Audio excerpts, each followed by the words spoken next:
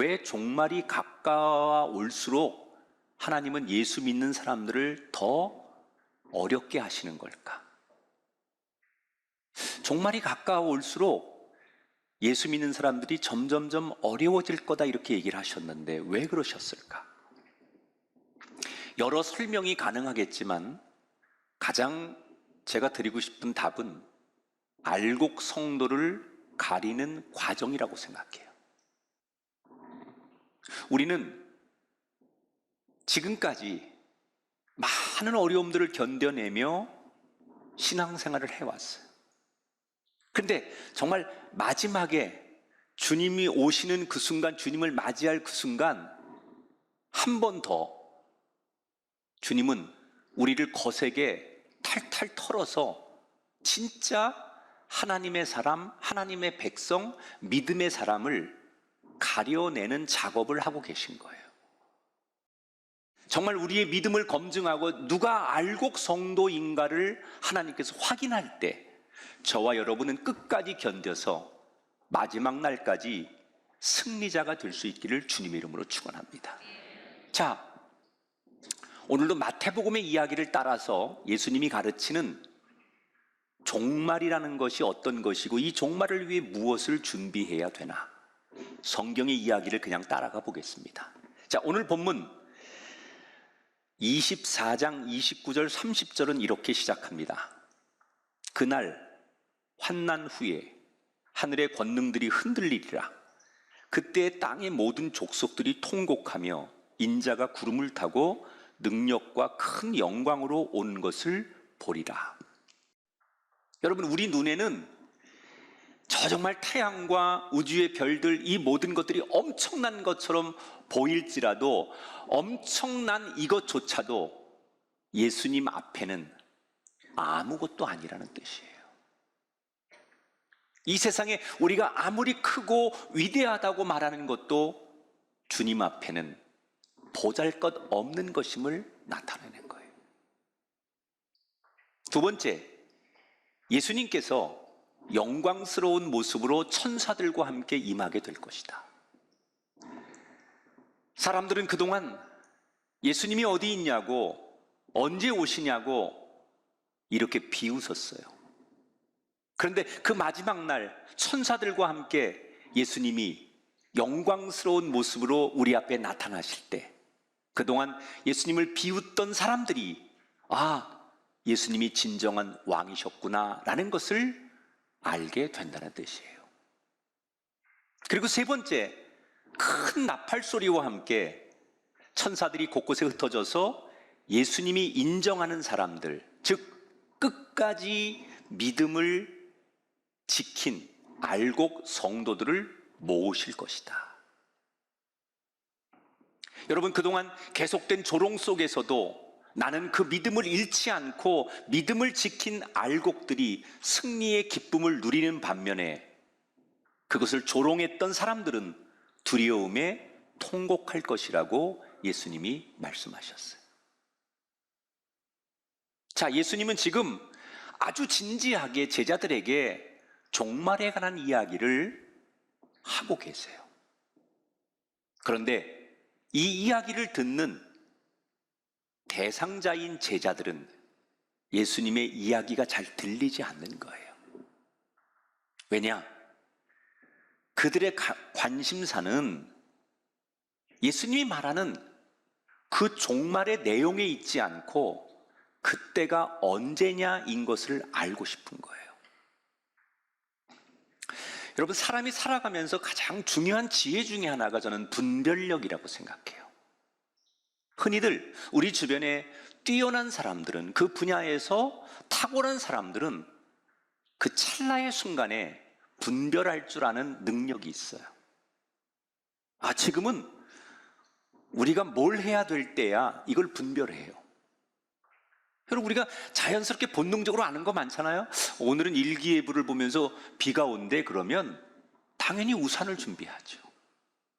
오늘 굉장히 무더울 거래, 습도가 높고 오늘은 그러니까 옷을 좀 이렇게 입고 오늘은 야외 활동을 좀 자제하면서 이렇게 해야지. 이건 뭐지요? 분별하는 거예요. 이렇게 온 지구촌의 경제가 어려울 때 소비를 줄이면서 오히려 다음을 기약하는 것, 이거 많은 경제인들이 분별하는 거죠. 우리의 자녀 세대들이 앞으로 무엇을 공부하고 어느 분야로 가야만 얘들 시대에 가장 얘들이 아름답게 살아갈 수 있을 것이다. 이거 부모들이 분별해 주는 거예요. 저는 오늘 성경이 들려주는 예수님의 이 종말의 이야기를 들으면서 분명히 예수님은 마지막 때가 올 것이고 그때 이런 징조가 있을 것인데 분별하라고 얘기하는데, 이 이야기를 들으면서도 설명을 듣고도 분별하려고 하지 않는 우리들, 마치 제자들과 똑같죠. 예수님은 진지하게 말씀하시는데 그 이야기를 진지하게 들으려고 하지 않는 그들. 오늘 우리의 삶의 태도에는 먹고 살기도 바쁜데 내일도 걱정할 수 없을 만큼 오늘 하루도 버거운데 나에게 예수님의 마지막 종말에 대한 이야기는 너무 사치스러운 얘기야. 언제 일어날지 모르는 불확실한 얘기, 앞으로 시간도 많이 있을 것 같은데 지금까지 별일 없었으니 앞으로도 무슨 일이 있겠어? 이렇게 우리 앞에 영적으로 많은 징조들을 주지만 애써 그것을 외면하려고 하는 거죠. 자, 제자들은 다른 건 관심 없습니다. 주님이 말씀하시는 그때가 언제입니까? 그래서 예수님이 답답하니까 다시 한번 그들이 알고 싶어하는 질문에 이렇게 답을 하십니다. 34절 36절입니다. 이 세대가 지나기 전에 이 일이 다 일어나리라. 그러나 그날과 그때는 아무도 모르나니 하늘의 천사들도 아들도 모르고 오직 아버지만 아시느니라. 뭐라고 말씀해요? 이 일이 일어나긴 할 건데 언제 일어날지는 모른다. 이 모른다라는 것 속에 그것은 천사도 모르고 나도 모르고 아무도 모른다. 오직 아버지 하나님만 그때를 아신다. 자, 요 장면에 대해서, 요 부분에 대해서 많은 학자들은 삼위일체 하나님에 대해서 어떻게 예수님께서 성부 하나님이 하시는 일을 모를 수가 있느냐, 정말 몰라서 모르신다고 하는 거냐, 아니면 모른 척 하시는 거냐, 여러 가지의 분분한 해석들이 존재합니다.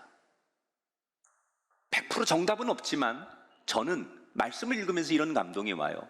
예수님께서 굳이 알려면 알 수도 있었겠지만 그것은 성부 하나님의 고유한 권한이기 때문에 예수님께서 그 부분을 터치하지 않으시는 거예요. 존중해 드리는 거죠.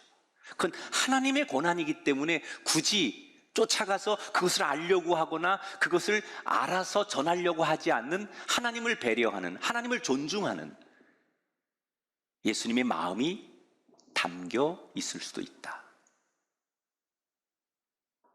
다만 누구도 모르나 하나님만이 아시니 우리가 그때가 언제인지는 모르지만 그때가 반드시 온다면 어떻게 살아야 되는지에 대해서 예수님께서 두 가지 비유를 연이어 들려주세요. 두 가지 비유가 나오죠. 첫째, 도둑을 대비하는 집주인의 비유가 나와요. 여러분, 도둑이 언제 올 줄 알면 주인이 딱 그 시간에 앞뒤로 딱 그 시간 기다렸다가 집을 지키면 되지요. 그런데 이 도둑이 언제 올지 몰라요. 그러면 방법은 하나예요. 언제 올지 모르니까 늘 깨어서 지키고 있어야 돼요. 종말이 언제 올지 모르니 예수님이 우리에게 가르치려고 하는 진리는 뭐예요? 그때만 깨어 있는 자가 아니라 언제 올지 모르니 늘 깨어서 준비하고 있어라라는 말을 이 첫 번째 비유에서 강조하는 거예요. 두 번째 비유는 뭐예요? 주인의 명령에 상반되게 임하는 두 종의 비유를 들려줘요. 어떤 주인이 멀리 가면서 두 종에게 재산을 맡깁니다. 첫 번째 종은 주인이 언제 다시 돌아올지 모르니 늘 긴장하고 아무 때나 오셔도 내가 인정받을 수 있어야지 라고 생각하면서 최선을 다하는 거예요. 그런데 두 번째 종은 다른 생각을 해요. 지금 갔는데 주인이 언제 올까? 계산하기 시작하는 거예요. 이때 올까? 이때 올까? 그리고 가장 자기의 계산과 경험을 가지고 주인이 이때쯤 올 거야 라고 예상을 하면서 주인 올 때만 그때만 맞춰서 열심히 하면 돼. 그리고 자기의 스케줄대로 주인을 기다리는 거예요. 그런데 웬일입니까? 이 주인이 두 번째 종이 예상한 것보다 훨씬 일찍 왔어요. 내가 계산한 것보다 주인이 먼저 와버리니까 이 두 번째 종이 너무 당황하고 자신의 그 불성실함을 주인에게 다 들켜버리고 만 거예요. 그래서 주인에게 책망을 받고 벌을 받는 이야기. 예수님은 이 두 번째 비유를 들려주면서 정말도 그렇다는 거예요. 언제 다시 오실지 모르니 늘 깨워서 나한테 맡겨진 일에 최선을 다하는 그런 사람으로 사는 것이 종말을 준비하는 가장 좋은 자세라는 거예요. 자, 정리하면 마지막 때는 아버지만 아시나니 너희는 깨어 있으면 된다. 그런데 현대인들은 이걸 참 버거워해요. 왜? 우리에게는 무슨 단어가 떠오르느냐? 이건 너무 효율적이지 않다는 거예요. 예수님이 우리에게 조금 더 특혜를 주시면 편할 텐데. 그런데 예수님은 이 문제에 있어서 너무나 단호하세요. 아주 냉정하세요. 제자들이 그렇게 몇 번이나 예수님 조금이라도 힌트를 주세요. 그때가 언제예요? 하나님이 다시 오실 그때 뭔가 조금이라도 알고 계신 게 있다면 알려주세요. 우리의 마음을 제자들이 잘 대변하고 있는 거예요. 근데 예수님은 너무 단호하세요. 모른다. 알려고 하지 말아라. 왜 예수님은 다른 문제보다 그 하나님이 다시 오실 그때, 예수님이 다시 오실 그때에 대해서 이렇게 단호하게 말씀하시는 걸까? 저는 이 단호함 속에는 예수님이 우리에게 전하고 싶은 마음이 있다고 생각해요. 그게 뭐냐? 종말을 준비하려면 99%가 아닌 100%로 하나님께 집중해야 된다는 거예요. 여러분, 종말의 날짜를 알기를 원하는 사람들의 심리가 뭘까요? 간단하죠. 내가 즐길 만큼 즐기고 내 마음대로 살다가 예정된 종말의 날짜가 다가오면 마치 철새처럼 그때만 딱 태세를 전환해서 예수님께 붙어 있겠다, 그거예요. 그러니 그렇게 살려면 날짜를 알아야겠다는 거예요. 여러분, 요즘 사람들이 제일 좋아하는 효율성 100% 아닙니까? 실컷 살다가 그때가 돼서 그때만 예수님께 살짝 붙어 있으면 되는 이 효율성의 믿음. 이게 맞는 걸까요? 그럴싸해 보이지만 이건 사실 착각하는 겁니다. 예를 들어 볼게요. 맑은 물에다가 검은 잉크 한 방울을 떨어뜨렸다고 생각해 보세요. 그 물이 손바닥 뒤집듯이 바로 맑아질 수가 없습니다. 그 양은 전체 물의 1%도 되지 않아요. 그러나 그 검은 잉크 하나가 떨어졌을 때 엄청나게 많은 물을 붓고 특수 잉크 처리를 해서야 겨우 그 물을 원래대로 맑게 할 수 있습니다. 죄는 이 잉크와 같은 거예요. 조금만 닿아도 온 영혼과 우리의 인생을 오염시킵니다. 또 한 번 들어온 죄는 잘 없어지지 않아요. 없애려면 너무나 힘든 과정을 거쳐야 됩니다. 우린 늘 오늘이라도 좋고 내일이라도 좋으니 주님 언제든지 오시면 내가 지금 이 모습 이대로 주님을 만날 수 있습니다. 이렇게 100%로 예수님을 생각하며 집중하는 그 영혼들이 되시기를 주님의 이름으로 축원합니다. 자, 마태복음 25장을 넘어가 볼게요. 세 개의 비유가 나옵니다. 여러분 잘 아는 비유, 설교 많이 들어보신 비유인데, 첫 번째 비유가 열처녀의 비유, 두 번째가 달란트의 비유, 세 번째가 양과 염소의 비유예요. 다 아마 설교를 한두 번쯤은 들어봤을 만한 유명한 비유들입니다. 두 번째, 세 번째 비유는 제가 다음 시간에 설교를 할 거고요. 오늘 첫 번째 비유, 열처녀의 비유에 대해서만 살펴보겠습니다. 사실 이 첫 번째 비유의 핵심도 간단합니다. 뭘 말씀하려고 하는 거냐? 앞에서 봤던 예수님의 메시지와 동일해요. 종말이 언제 올지 모르니 너희들 늘 깨어 있어라. 이 말씀을 강조하려고 이 비유를 들려주시는 거예요. 자, 내용은 이런 겁니다. 10명의 처녀가 횃불을 들고 신랑을 맞이하러 갑니다. 왜 그러느냐? 예수님 당시 이스라엘의 결혼 풍습을 보면 결혼식 첫날에 신랑은 자기 친구들과 함께 신부를 데리러 신부의 집으로 갑니다. 그래서 신부를 데리고 오면 그때부터 결혼식이 일주일 동안 시작되는 거예요. 이게 이스라엘의 결혼식이에요. 그러니까 지금 이 장면은 신랑이 결혼식을 하기 위해서 친구들과 신부를 데리러 가는 장면에서 신부의 집에서도 신랑과 친구들을 맞이하기 위해서 10명의 처녀를 세워서 가이드를 서는 거죠. 맞이하는 거죠, 손님을. 그래서 10명의 처녀들이 들러리를 쓰는 거예요.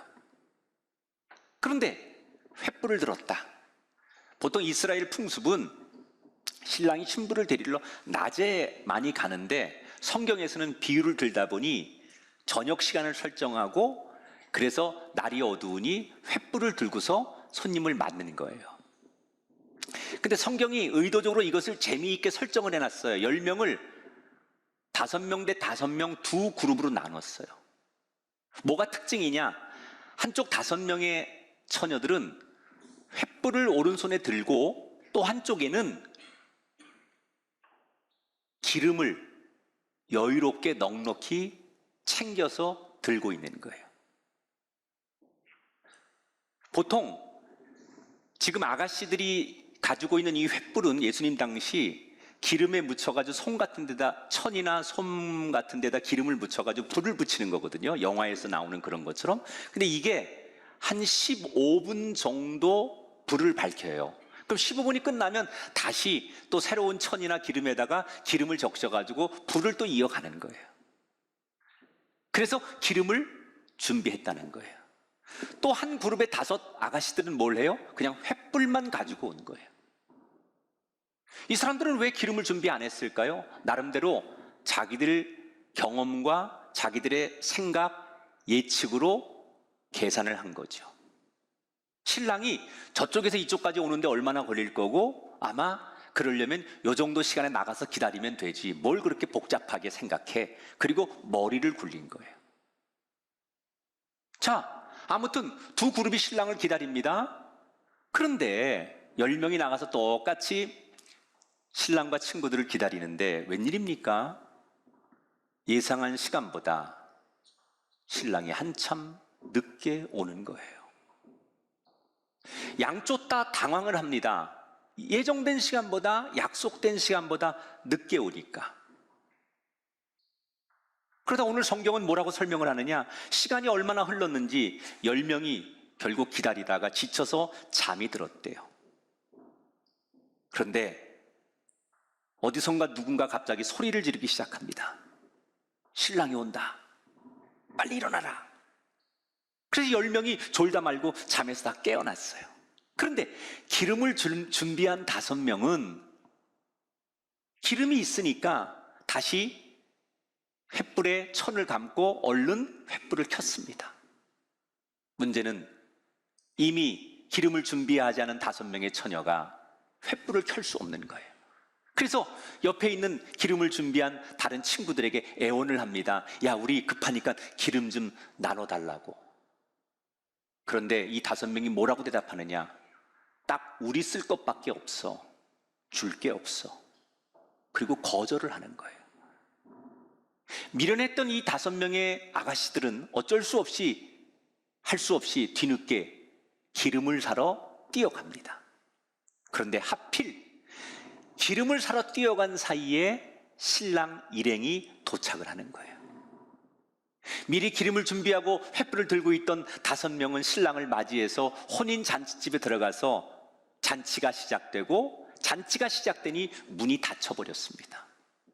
뒤늦게 기름을 사가지고 헐레벌떡 뛰어온 5명이 문을 두드리며 우리도 들어가게 해달라고 애원을 하지만 안에 있는 신랑이 아주 단호하게 이렇게 말합니다. 누구십니까? 모르는 사람들인데 문을 열 수가 없습니다. 같이 기다리고 같이 그 잔치에 참여할 기대감으로 여기까지 왔는데 이 미련한 5명은 그토록 바라던 혼인 잔치에 참여도 못하고 닫힌 문 앞에서 후회하고 한탄하는 것으로 오늘 예수님이 들려준 이 비유가 끝이 납니다. 자, 예수님은 이 비유를 통해서 뭘 얘기하고 싶었던 걸까요?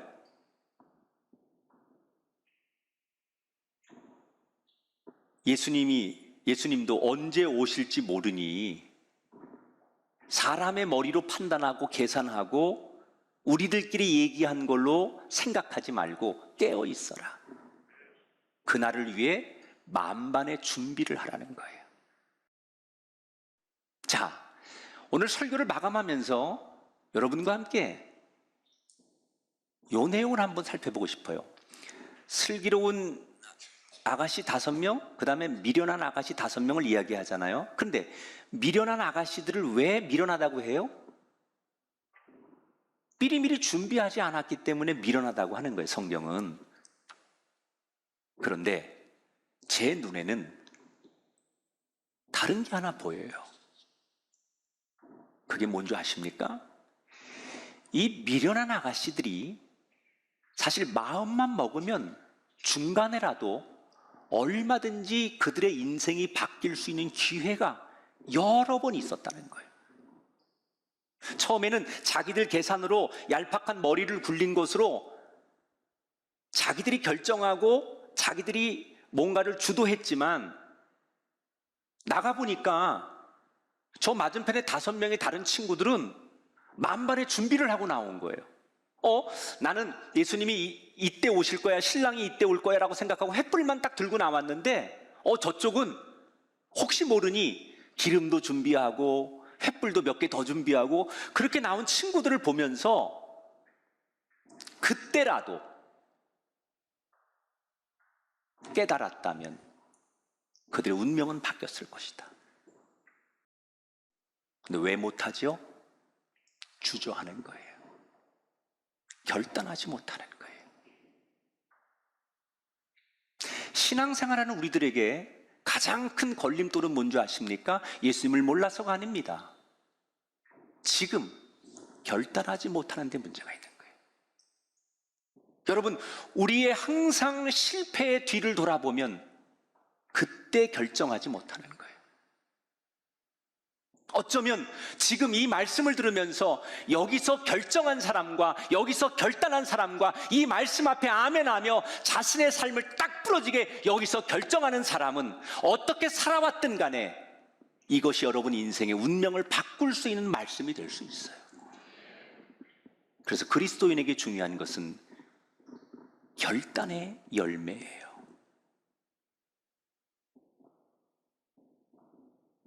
늦었지만,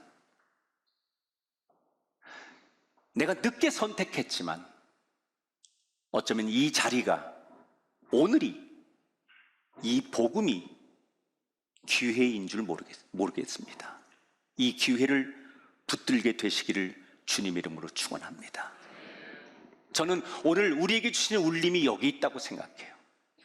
처음부터 잘해서, 처음부터 우리 계획대로 되어서 완벽하게 모범생으로 우리가 주님을 맞이하는 여기까지 온 것이 아니라 잘못 왔어요. 잘못 판단했어요. 우리의 욕심과 내 계획과 내 생각으로 잘못 걸어왔어요. 그러나 지금이라도 이게 아니구나 라고 생각되는 지금이라도 돌아설 수 있다면 우리의 인생은 바뀌게 될 줄 믿습니다.